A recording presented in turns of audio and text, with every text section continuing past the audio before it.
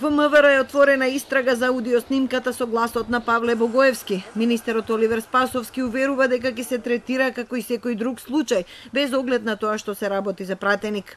Не станува збор за разговори кои што се прислушувале од институциите така натаму, туку разговор кој што веројатно е снимен, дали е со мобилен телефон или со било кој друг уред, како и да е, ние тоа го работиме и добро е да сите овие случаи ги расчистиме се со цел да се застане на патот на злоупотребата на снимањето и нарушението на било кој човекови права. Власта не смее да го забошоти овој случај и да го загрози безбедносниот систем, предупредува ВМРО ДПМН. Подсетуваат дека Богоевски поседува безбедносен сертификат, членува во Комисијата за надзор на безбедносните служби и има целосен увид во нивното функционирање, опременост, кадровска поставеност и методи на работа. Постои силен сомнеш дека Павле Богоевски е лесна цел, што и се докажа со аудиоматеријалот објавен на интернет, да биде уценуван, поттикнат или присилен да сознанијата од класифицираните документи завршат на црниот пазар.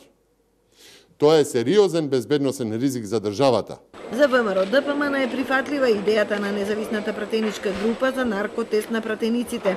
Осуммината независни поднесоа иницијатива во понеделник собранието да обезбеди услови и лекарски тим за доброволен тест на сите пратеници за наркотични средства.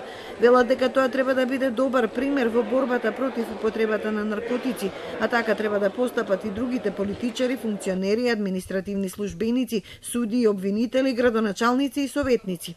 Нивната идеја е прифатлива и за СДСМ. Многу едноставно и прифатливо секако и ова иницијатива треба да ја разгледа председателот на собранието и да одлучи согласно овластувањата. За нас е прифатливо.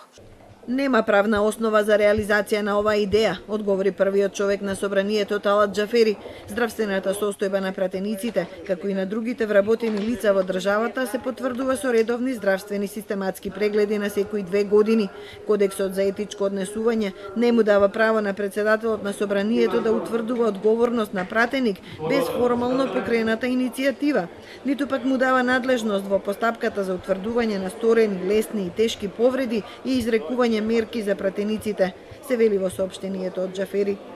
Сите политички субјекти апелираат институциите да го истражат случајот. Пред неколку дена новоотворен профил на руска социјална мрежа објави аудио снимка во која Богоевски прави нарачка, според така наречениот Илија Громовник, кокаин, а според пратеникот масло од канабис за близок роднина. Богоевски самиот пријави во полиција нелегална набавка за здравствени потреби, но и нелегално снимање од таксистот што во тој момент го превезувал.